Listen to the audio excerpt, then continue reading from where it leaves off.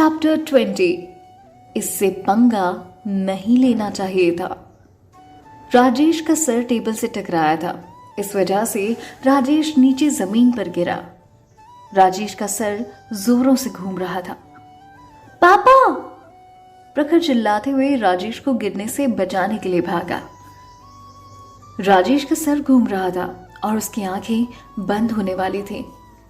माहौल उस वक्त तान्या और प्रखर के लिए बहुत डरावना था। तान्या भी उसके पीछे पीछे भागी और उसने प्रखर से कहा, प्रखर तुम एम्बुलेंस को फोन करो। प्रखर डरी हुई आवाज में कहता है, ठीक है दीदी। और उसने अपना फोन निकाला, हॉस्पिटल फोन करने लगा। इतनी देर में तान्या राजेश को संभालने की कोशिश कर रही थी। उसे फर्स्ट एड की कोई जानकारी नहीं थी, पर उसने राजेश को टेबल पर लिटाया और सोचा इससे उसे सांस लेने में आसानी होगी। अचानक हुए इस हादसे को देखकर मकान मालिक और वहां मौजूद जो भीड़ थी वो हैरान हो गए। वहां मौजूद लोगों को डर लगने लगा कि अगर राजेश को कुछ हो गया तो वो भी किसी पुलिस केस में फंस जाएंगे, और कोई भी पुलिस केस में फंसना नहीं चाहता था। मकान मालिक जल्दी में जाते हुए कहता है, इसमें मेरा कोई हाथ नहीं है, मैंने तो इसे छुआ भी नहीं और ये अपने आप चक्कर खाकर बेहोश हो गया है। सच कहूं तो मकान मालिक भी इस हादसे से डर चुका था। उसे लगा कि अगर राजेश को कहीं कुछ हो गया तो।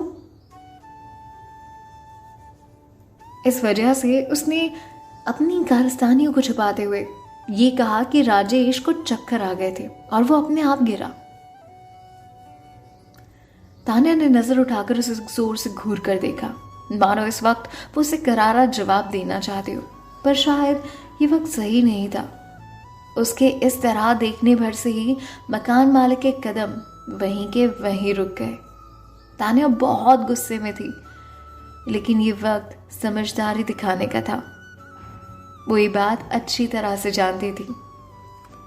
डरा हुआ मकान मालिक फिर से कहता जा रहा था, मैं तुमसे पहले ही कहा था, इसमें मेरा कोई लेना देना नहीं है। मुझ पे इल्जाम डालने की तुम सोचना भी मत।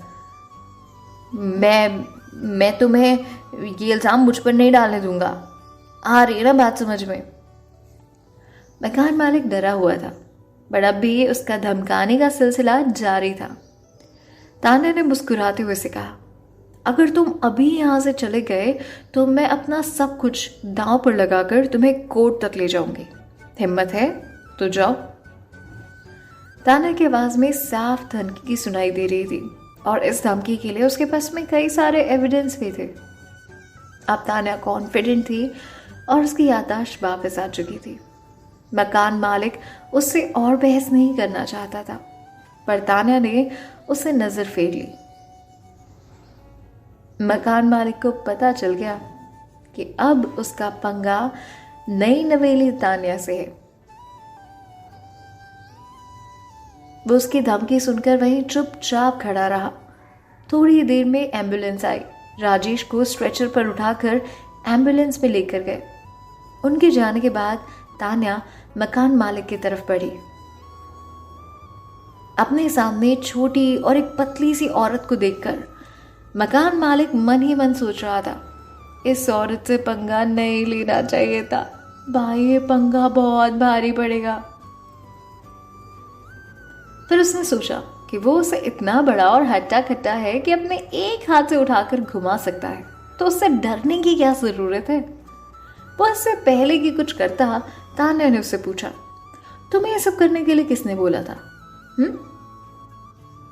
मकान मालिक उसकी इस बात से हैरान हो गया। उसने कहा, क्या? तान्या के पास बात गोल गोल घुमाकर पूछने का टाइम नहीं था, इसलिए उसने फिर से क्लियरली पूछा, बोलो, तुम्हें किसने कहा था हमसे इस तरह से घर से बाहर निकालने के लिए और हमसे घर खाली करवाने के लिए? जल्दी बताओ, नहीं तो अगली बार हम सीधे कोर्ट में मिलेंगे और अभी पुलिस को बुलाऊंगी मैं। तान्या की बात जितनी साफ थी उतनी ही तेज। एक एक शब्द मकान मालिक के कानों में आराम से पहुंच सकता था। कानों में क्या, उसके दिल तक पहुंच जाए ये सवाल, इतने जोरों से पूछा था तान्या ने। ये औरत मजाक नहीं कर रही कि तुक्का नहीं मार रही है। इससे कैसे पता चल गया? मकान मालिक के दिमाग में बस यही बातें चल रही थी, इसलिए उसने सोचा अच्छा होगा कि मैं इसे सब कुछ सच सच बता दूं। तान्या की धमकी से आधा तो वैसे ही हिल चुका था और दूसरा हैरान था वो उसके इस सवाल से कि उसे कैसे पता। हालांकि उसे मना किया गया था कि जिससे ये सब उसने करवाने के लिए बोला था उसका नाम सामने नहीं आना चाहिए, पर वो जानता था अगर उसने ये सब नहीं बताया तो तान्या उसे छोड़ने वाली नहीं थी। उसने बहुत सोचा और उसे लगा कि किसी और की परेशानी की वजह से खुद को किसी केस में फंसाना ये शायद ठीक बात नहीं होगी, इसलिए उसने बोल दिया, मैडम वो एक औरत थी जिसने मुझे ये सब करने के लिए कहा था। मैं उसके बारे में और कुछ नहीं जानता, बस मुझे इतना पता है कि उसका सरनेम आहूजा था। उसकी बात खत्म होते ही तान्या ने बड़े कॉन्फिडेंस से कहा, बबीता। बोलो, यही नाम था ना उसका? तान्या उसी वक्त समझ गई थी कि ये बबीता थी। उसने पहले से सोच रखा था कि वो इस औरत से बदला जरूर लेगी, पर पहला बार बबीता ने कर दिया था। अब बारी तान्या की थी। तान्या अपने मन में सोचने लगी, अब उसे मारने की इतनी जल्दी है तो मैं उसे ये मौत दे ही दूंगी। तभी तान्या जाकर एम्बुलेंस में बैठ गई। उसके जाने से मकान मालिक ने राहत की सांस ली। हॉस्पिटल पहुंचकर तान्या और प्रखर को पता चला कि राजेश ने अपने 2 डायलिसिस सेशन ऑलरेडी मिस कर दिए हैं और इस बारे में अब राजेश ने कभी बताया ही नहीं तान्या और प्रखर को। और यही झूठ कह दिया था उसने बच्चों से कि वो तो गया था डायलिसिस करवाने। तब उन्हें पता चला कि वो तान्या के इलाज के लिए अपना इलाज ना करवाकर पैसे बचा रहा था। उनकी बीमारी बहुत बढ़ चुकी थी और अब भी अगर वो हॉस्पिटल नहीं पहुंचते तो शायद तान्या और प्रखर राजेश को हमेशा हमेशा के लिए खो देते। डॉक्टर ने उन्हें प्यार से समझाते हुए कहा, वैसे पेशेंट की कंडीशन अभी थोड़ी ठीक है, पर जल्द ही अगर उनकी किडनी ट्रांसप्लांट नहीं की गई तो वो और नहीं जी पाएंगे। और आप लोगों की किस्मत अच्छी है कि अभी भी यहाँ एक डोनर मौजूद है। अगर आपको सही लगी तो मैं कल ऑपरेशन की तैयारी करवा देता हूँ। आप लोग सोच लीजिए और मुझे बताइए। उतने में प्रखर पूछ उठा,